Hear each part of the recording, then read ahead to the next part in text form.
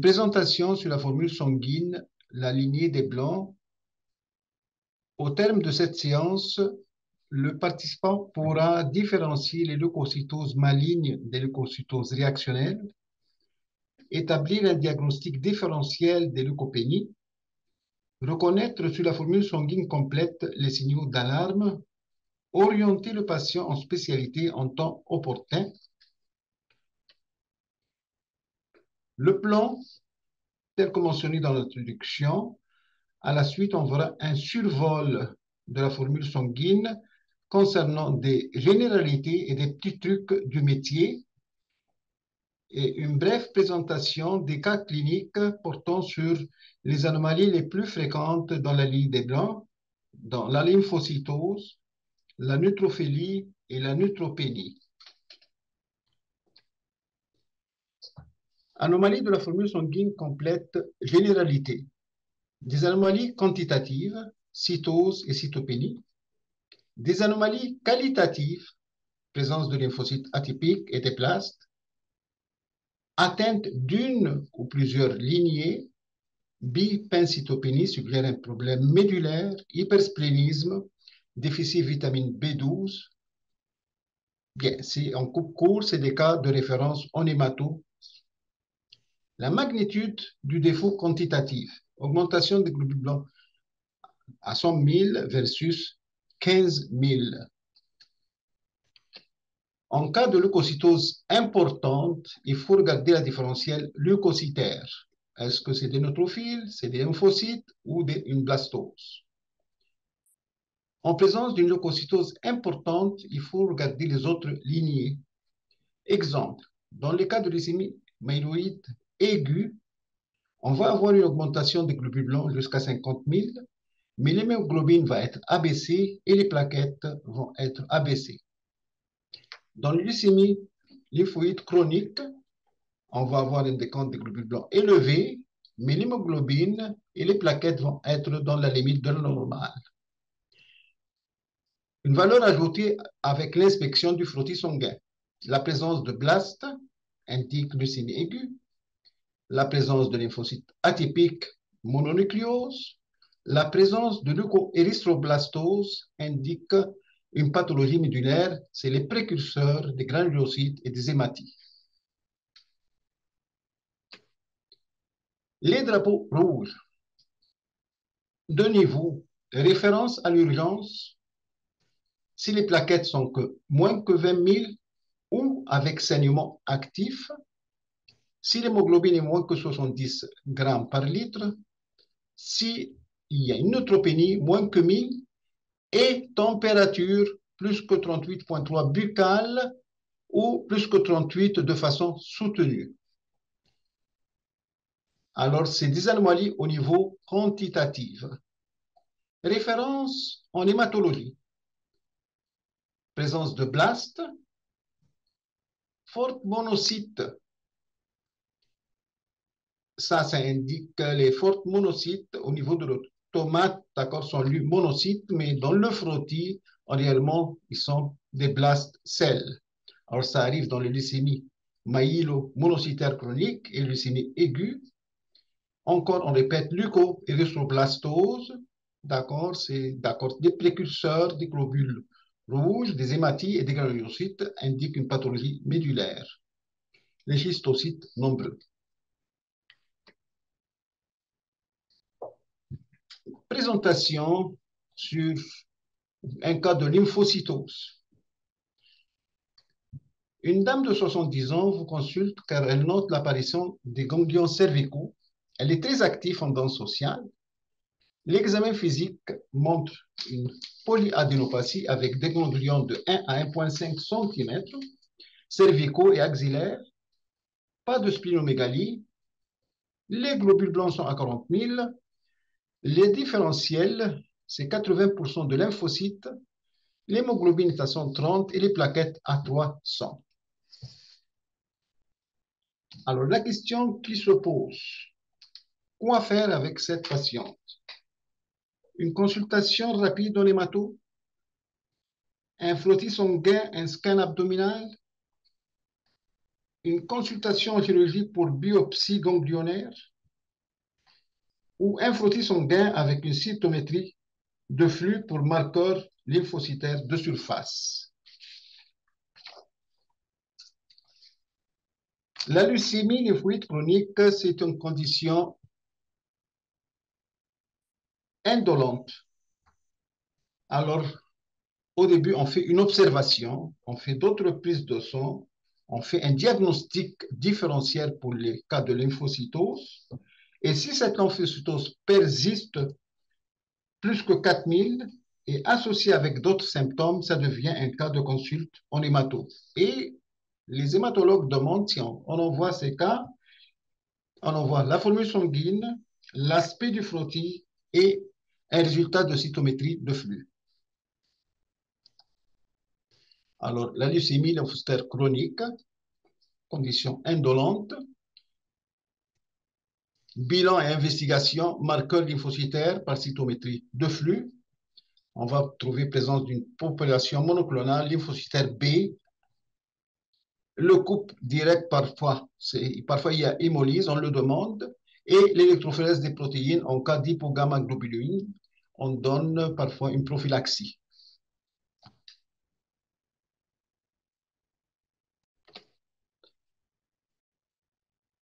Un deuxième cas sur la neutrophilie. Quand il y a une neutrophilie, quel est le contexte? Quand c'est un contexte infectieux, comme on le dit bien, c'est marqué sur le front. C'est évident. Alors, on va présenter d'accord un cas dans lequel les globules blancs sont à 55 000 avec prédominance de neutrophile et examen physique compatible avec pneumonie. La formule sanguine monte globules blancs à 55 000, l'hémoglobine à 95 grammes par litre, les plaquettes à 500. Le frottis différentiel, 70% de neutrophiles, 10% stable, 4% métamyélocytes, 2% myélocytes, pas de blast. C'est un tableau qu'on appelle, quand il y a des formes immatures, déviation à gauche. Pas de bésophilie, 10% lymphocytes, 4% monocytes. Et dans le frottis, il y a mention de granulation toxique dans les neutrophiles et des corps de d'or.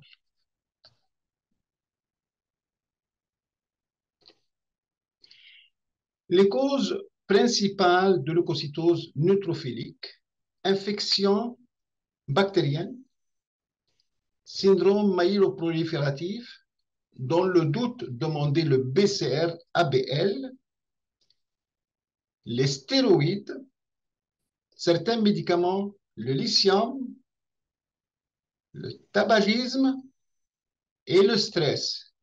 Dans le stress, il y a ce qu'on appelle démarginalisation. Les globules blancs sont attachés aux parois des vaisseaux et en cas de stress, ils deviennent décollés. On a une augmentation très transitoire des globules blancs avec un examen qui ne montre aucun foyer d'appel. Petit truc, le dossier antérieur, rechercher les signes toxico-infectieux au frottis.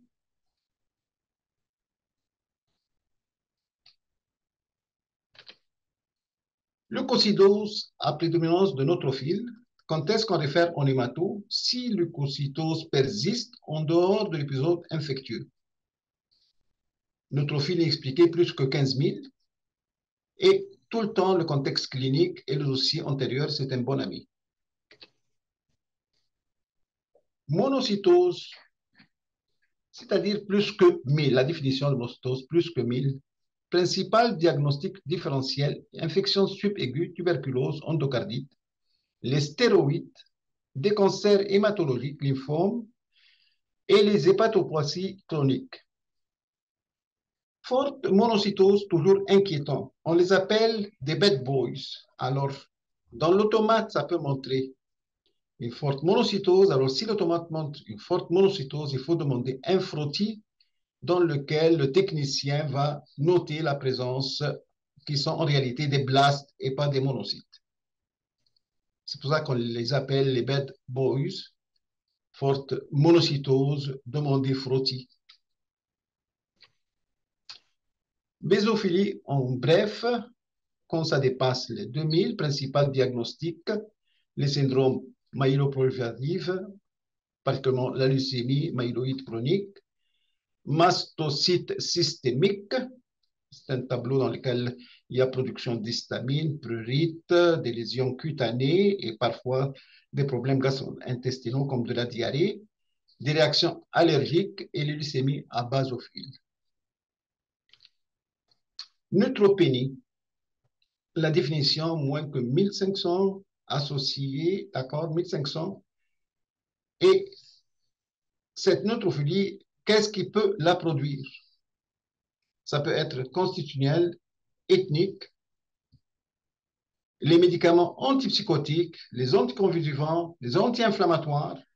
D'habitude, ça apparaît dans les 3 premiers mois avec le début de la médication, une infection virale, un déficit en B12, un tableau immune associé avec connectivité. Alors, la définition, moins que 1500, et un bon diagnostic différentiel, et avec les médicaments antipsychotiques et autres, ça apparaît au début de l'emploi des médicaments. Qu'est-ce qu'on fait avec ce cas? Un cas, je vais présenter un petit cas. On a un monsieur de 30 ans, d'origine africaine, qui a fait une formule sanguine dans un contexte de colique hépatique. Les globules blancs sont à 3000, la différentielle montre 1000 en absolu, l'hémoglobine est normale, les plaquettes sont normaux, le frottis, il n'y a pas de signe suggestif de myélodysplasie. L'approche, est-ce que c'est urgent, oui ou non? C'est urgent si on a une neutro, moins que 1000, associée avec température. Ça devient urgent. Si ce n'est pas urgent, il faut faire une investigation.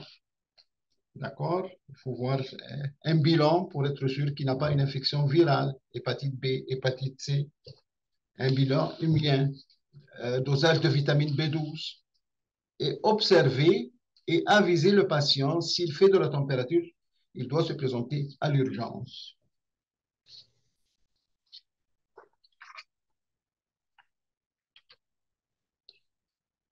Un tableau, d'accord, on va parler un peu de l'hématopoïèse d'une façon un peu bref, mais qui va aider. C'est le processus de fabrication et remplacement continu et régulé des cellules sanguines. Les cellules souches hématopoïétiques se divisent par mitose en cellules souches lymphoïdes et cellules souches myéloïdes. Et ça va mener à la formation des lymphocytes et au niveau des cellules souches lymphoïdes et les cellules souches myéloïdes, et ça va mener à la formation des granulocytes et des globules rouges. Alors, cellules souches lymphoïdes, on appelle ça colony forming unit lymphocyte. Ici, colony forming unit granulocyte, érythrocyte, monocyte et mégakaryocyte. On continue ici. On remarque tout ce qui est en gris, d'accord, c'est les cellules précurseurs aux cellules blastiques qui sont d'habitude dans la moelle. Et tout ce qui est en jaune, c'est les cellules qui sont dans la circulation. Et si on remarque un peu ici qu'il y a des cellules qui sont au niveau tissulaire, comme les macrophages et les plasmocytes.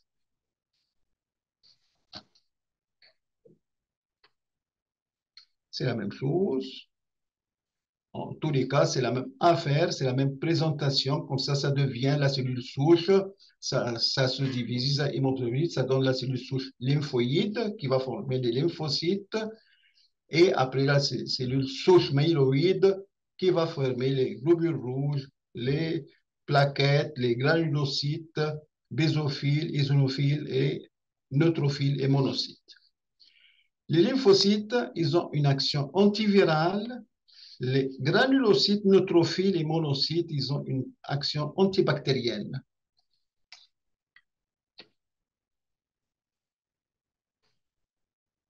Ça, c'est une formule sanguine normale, d'accord, les globules rouges, les neutraux, et les petites affaires, ça, c'est les plaquettes.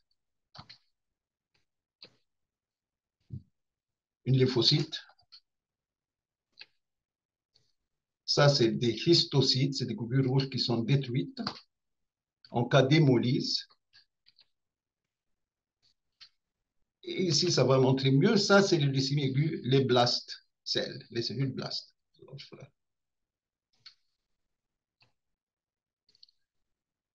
Ça, au niveau des corps de Dol, au niveau des neutrophiles, dans les cas de toxiques et infectieux.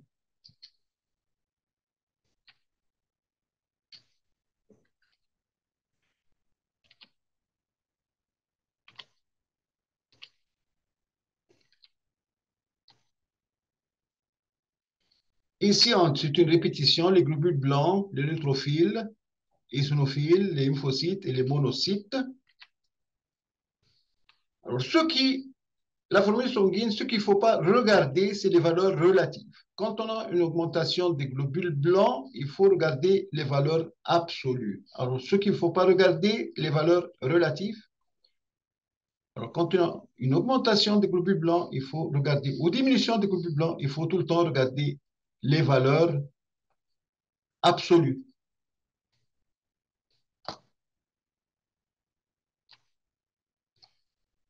Les neutrophiles monocytes, fonction principale antibactérienne.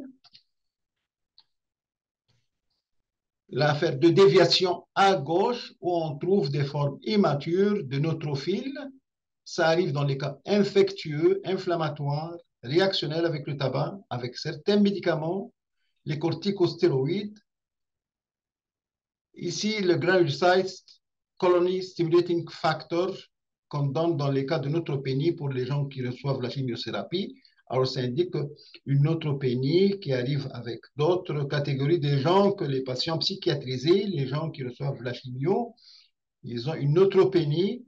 Tant qu'ils ne font pas de température, ce n'est pas une urgence. On avise le patient, si tu fais de la température, il faut se présenter à l'urgence. Antécédents de splénectomie et les syndromes myéloprolifératifs. Ici, un petit aperçu, la leucémie myéloïde chronique, l'âge médian, c'est 50 ans, les hommes plus que les femmes. Il y a une myélémie étagée, une découverte fortuite la plupart du temps, splénomégalie, prurite, fièvre, perte de poids, sudation nocturne. Et le diagnostic, si on regarde ici, le chromosome 9 et 22, il y a cette mutation de BCR-ABL. Alors, ça devient la signature de diagnostic de leucémie myéloïde chronique. Alors, la signature de diagnostic, quand on a des doutes, alors on demande au niveau de la pathologie moléculaire le test de BCR-ABL. Le traitement, c'est l'inhibiteur de BCR-ABL.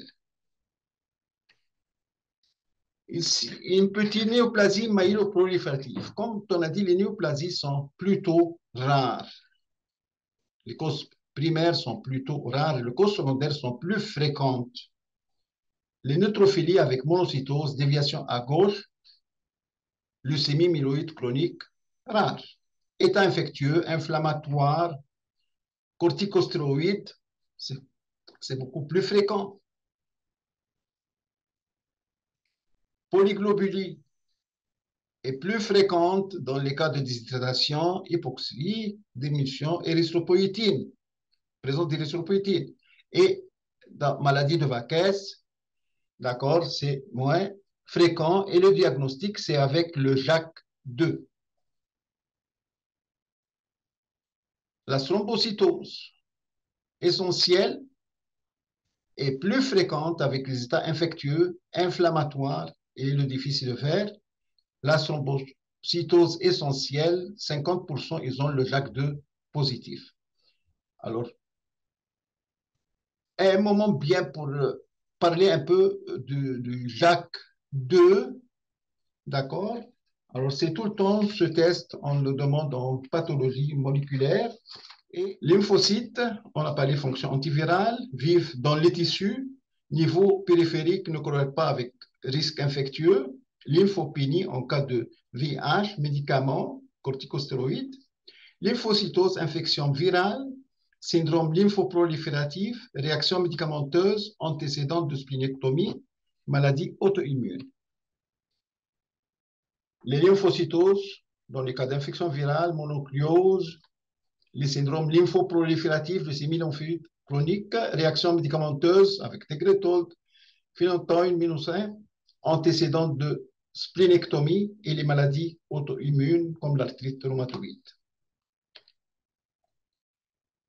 Alors, pour lymphocytose, on a dit le test, d'accord, évolution dans le temps, fièvre, ainsi de suite, signes infectieux. La cytométrie en flux des lymphocytes périphériques, c'est la façon de faire le diagnostic. Alors, quand on a une lymphocytose importante et on a fait une investigation et elle persiste, là, pour être sûr qu'on n'a pas une leucémie lymphoïde chronique, on doit faire le test de cytométrie de flux. D'accord? Il y a une requête pour faire ce test et on envoie tout ça avec notre consulte en hémato. S'il persiste, sans cause connue, consulte en hémato. Eosinophilie